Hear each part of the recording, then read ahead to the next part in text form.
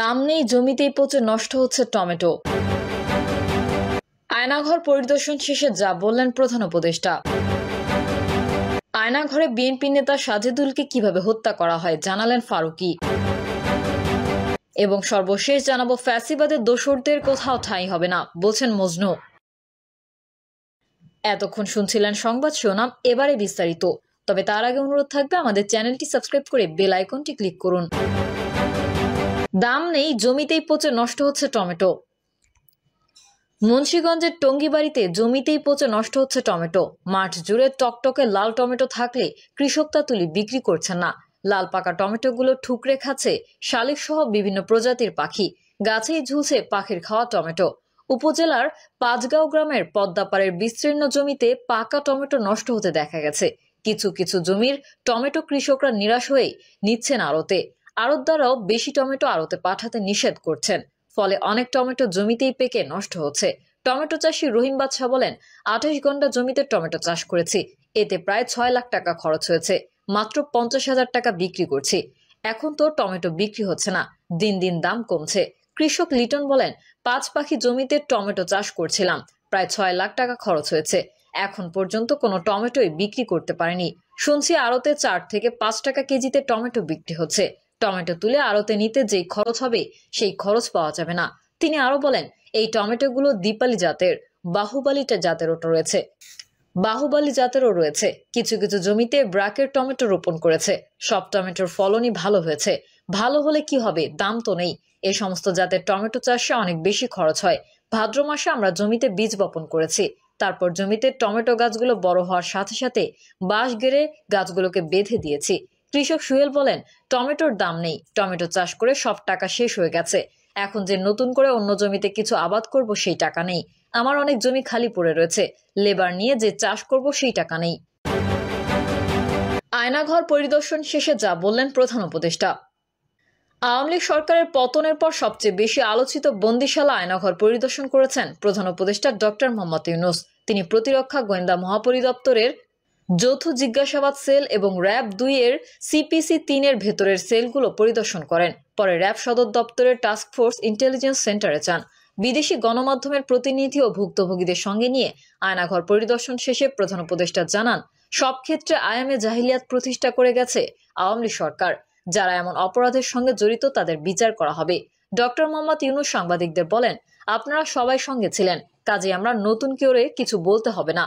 এটার বর্ণনা যদি বলতে হয় তাহলে বলবো এটা বিভৎস দৃশ্য, নৃশংস অবস্থা।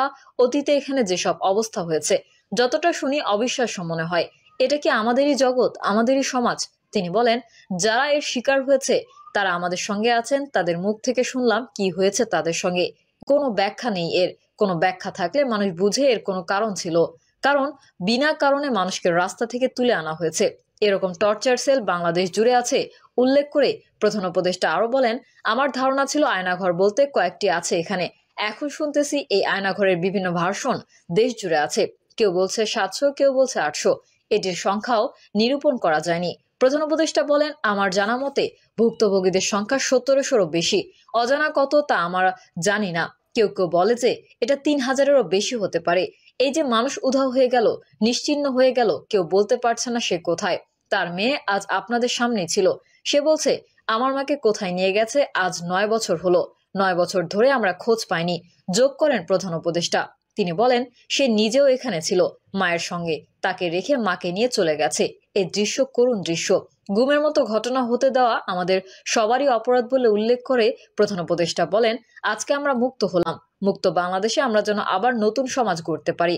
এটার নমুনা সাক্ষী ডকুমেন্ট গুম কমিশনের রিপোর্টের মধ্যে থাকবে জানিয়ে ডক্টর ইউনূস বলেন, এটি পাঠ্য হিসেবে অবশ্যই পড়তে হবে, আর যারা করেছে তাদের বিচার করতে হবে, তা না হলে এই জাতি নিষ্কৃতি পাবে না। যেসব এভিডেন্স দেখা গেছে সেগুলো যাতে কেউ বিনষ্ট করতে না পারে সেজন্য সিলগালা করে দেওয়া হবে বলেও জানান প্রধান উপদেষ্টা। আয়নাঘরে বিএনপি নেতা সাজেদুলকে কিভাবে হত্যা করা হয় জানালেন ফারুকী। 2013 সালের 4 ডিসেম্বর রাজধানীর বসুন্ধরা আবাসিক এলাকা থেকে নিখোঁজ হন ঢাকা মহানগর 38 নং ওয়ার্ড বিএনপির সাবেক সাধারণ সম্পাদক সাজেদুল ইসলাম সুমন। এরপর আর খোঁজ মেলেনি সাজেদুলের। অন্তর্বর্তী সরকারের প্রধান উপদেষ্টা অধ্যাপক ডক্টর মোহাম্মদ ইউনূস দেশি বিদেশি গণমাধ্যম কর্মী ও ভুক্তভোগীদের নিয়ে বুধবার সকালে আয়নাঘর পরিদর্শনে যান। এদিন ঢাকার কচুক্ষেতে ডিজিএফআই এবং উত্তরা ও আগারগাঁওয়ের র্যাবের আয়নাঘর পরিদর্শন করেন তারা। আওয়ামী লীগ আমলে সৃষ্ট এই আয়নাঘর নিয়ে আজ সারাদিন উত্তাল সামাজিক যোগাযোগ মাধ্যম। অনেকেই আয়নাঘর নিয়ে ফেসবুকে পোস্ট দিচ্ছেন। এবার আয়নাঘর ঘিরে সোশ্যাল মিডিয়ায় সরব হয়েছেন সংস্কৃতি বিষয়ক উপদেষ্টা মোস্তফা সরোয়ার ফারুকীও। তিনি বিএনপি নেতা সাজেদুলকে আয়নাঘরে কিভাবে হত্যা করা হয় তার বর্ণনা দিয়েছেন। আয়নাঘর নিয়ে ফারুকী লেখেন, এরকমই কোনো একটা ঘরে হয়তো আমার বাল্যবন্ধু সাজেদুল ইসলাম সুমনকে আটকে রাখা হয়েছিল। এরকমই কোনো একটা ঘরে অজানা আশঙ্কায় সে কেঁপে কেঁপে উঠতেছিল। এরকমই একটা ঘরে বসেই হয়তো সে আল্লাহর দরবারে হাত তুলে কাঁদতে কাঁদতে বলছিল, আল্লাহ তুমি আমাকে এবারের জন্য বাঁচাইয়া দাও, আমি আর রাজনীতি করব না, আমার সন্তানের জন্য আমারে বাঁচাইয়া দাও, আমার মায়ের জন্য আমারে বাঁচাইয়া দাও। ফারুকে আরো লেখেন, এরকমই এক একটা ঘরে আমরা 17 কোটি মানুষ আটকা ছিলাম 16 বছর, আর গোপনে বলতাম আল্লাহ এই ডাইনির হাত থেকে আমাদের বাঁচাইয়া দাও। সংস্কৃতি বিষয়ক উপদেষ্টা লেখেন, সুমনের সাথে আমার শেষ কথা হয় উত্তরার এক হাসপাতালে লুকায়া থাকা অবস্থায়। ওর ভাগ্নে আবরারের একটা শুট ছিল আমার সাথে, স্পষ্ট মনে আছে ওর শেষ কথা, দোস্ত আবরারের তুই ইজি কইরা নিস, নইলে অ্যাক্টিং খারাপ করব। তিনি আরো লেখেন, এমনই এক জালিমের শাসনে ছিলাম যে তার জন্য সুমন একটা কথাও বলতে পারে নাই। পরে জানলাম মানুষরূপী জানোয়ার জিয়াউল আহসানের নির্দেশে তোরে ইঞ্জেকশন দিয়ে মেরে শীতলক্ষায় ফেলে দেয়। যেই বাবার ঘরে ফিরে সন্তানের সাথে ভাত খাওয়ার কথা ছিল তাকে এই ডাইনির দল শীতলক্ষায় মাছেদের খাবারে পরিণত করে। এই হায়নাদের হয়ে যখন কেউ কথা বলতে আসে আমার মাথায় রক্ত হয়ে ওঠে, আমি আমার কম্পোজার লুজ করি। আয়নাঘর পরিদর্শন শেষে অর্কদেব সেখানকার একটি ইলেকট্রনিক চেয়ারের ছবি নিজের ফেসবুকে পোস্ট করে লিখেছেন, এই চেয়ারটা দেখে রাখা জরুরি। ফ্যাসিবাদের জননে শেখ হাসিনার আয়নাঘরের একটি কক্ষে রাখা এই চেয়ার। হাই ভ্যালু বন্দীদের ইলেকট্রিক শক দিতে ব্যবহার হতো এই চেয়ার। ডিজিএফআই এর কাউন্টার টেরোরিজম ইন্টেলিজেন্স ব্যুরো এই আয়নাঘরের দায়িত্ব ছিল। সারাক্ষণ একজাস্ট ফ্যান চলতো এই ঘরগুলোতে। ফ্যান বন্ধ হলেই কান্না আর গোঙানের শব্দ শুনতে পাওয়া যেত।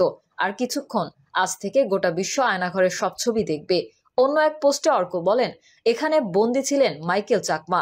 তিনি মাইকেল চাকমার বক্তব্য তুলে ধরে বলেন, প্রথম যেই দুটো রুম দেখা যাচ্ছে ঠিক এই রুমগুলোর মধ্যে 113 নম্বর সেল, যেটি একেবারেই বাথরুমের পাশে, এবং সেলের ভেতর ঢোকার সময় বা সাইডের কোনায় একটি সিসি ক্যামেরা 24 ঘন্টা চালু থাকে। এই সেলে আমি প্রায় 2 বছর বন্দী ছিলাম। একই লাইনের 117 নম্বর রুমে ছিলাম প্রায় 1.5 বছরের একটু বেশি। নিচের রুমগুলোর মধ্যে 104 নম্বর রুমে ছিলাম 1 বছরের কাছাকাছি। 104-এর পরে 105 নম্বর সেল, এরপরে টয়লেট, বাথরুম ও চুল কাটার সেল।